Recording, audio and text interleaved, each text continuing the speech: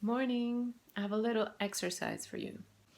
So, yesterday it came up while I was talking to my friend, and we were talking about how scary it could be to commit to a practice or a creative purpose, if you want. I thought of this exercise, and it's about switching the mentality from I want to be a photographer, for example, to I want to start a relationship with my medium. And it's think about your camera, okay? So you are with your camera, and sometimes, and I'm quoting a little bit my friend here, it's sitting there and you want to go and take this picture, but you're scared because you're not sure if you're gonna fuck it up, if it's gonna be of any value. You want to draw, but you're already, which I have done a lot of times, thinking how the final image is going to be, and you're trying to reach it. And it sucks because while you could be drawing and experimenting, all you can see is this image, and you want to go towards it, and you're impatient. So the same happens with a career. If you could see like yourself as in a magazine, in an article, they're interviewing you because you did an amazing job, you're a famous painter or whatever. But then all you're gonna do is try to get to that image, right? And I don't know where the fun is in there. Whereas if you just wake up every day and focus on the relationship you have with your medium, that's more fun, I think. So the exercise is to think of your medium and as a partner or a lover or a friend or maybe even an offspring. And then think of this person in your life. Of relationships, do you go for 2 days without checking in on them? Do you um, disappear without saying, like, I'm gonna disappear, I need space? And do you wake up one day and you're like, you're too much. Oh, I'm gonna fail this relationship. I might as well leave. I mean, yes, this is attachment, of course, attachment problem. So, or attachment style. So, if you think of your material as a relationship and you're just trying to cultivate it every day, no matter what you do with it, you're trying to cultivate it every day in as much effort as you can put on that day.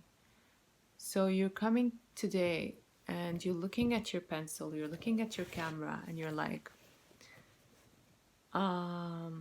maybe I'm not in the mood today, or maybe I'll try. Let's play together a little bit today. Let's see what comes out. And this could also be your eyes, that you're in constant relationship with your eyes, that it could be as simple as the exercise of, I'm not going to take my camera today, you're going to stay here, but I'm going to play with my eyes today. I'm going to literally, even when I'm sitting in the house, I'm going to literally be like, what could be an interesting shot here? And even with the pencil, because I draw and I have like real experience with a pencil, real aha moments with a pen or a pencil. And even when it's not there in your hands, I think you can still do this exercise where you're either visualizing carrying it or you're visualizing the lines that you usually draw or the type of lines, and you're remembering. So you're bringing your practice into your life as a relationship that's being nurtured and cultivated every single day, and that's commitment to it. And that really sorry, relieves you from the goal of turning into this super, you know, achieved, prolific, whatever. That at least that's the right step into the practice, into the journey. And when you do the continuation of this exercise is this is something that you carry in your hand. This is something that you put on your eyes. This is something that's closely related to your body. It's not something distant from you. It's not something that you just touch and then let go. When you draw as well, I'm just using these two examples, but the examples are endless. And there's a connection between where your hand is and your fingers, the pen and the arm and the brain, and then also with the heart, also with the gut, with the pelvis. This energy is moving in you and inside you and outside you, and it's going through out on the page through the medium of the pen. So remember that when this pen is not there, when this camera is not there, they're internalized, they're inside you. And your body is your camera and your body is your pen. So if you always bring this back into the story, if you even create a ritual, how you greet your medium, and when it's not there, how you greet this state of taking a photo or drawing or creativity in general.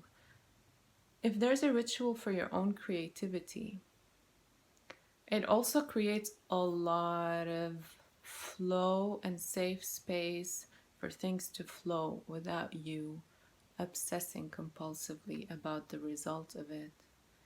And then the more you do that exercise and the more ease, the more confidence you'll have with saying, I am on a journey to, if you want to become a photographer, if that really matters to you, I'm on a journey to become a photographer.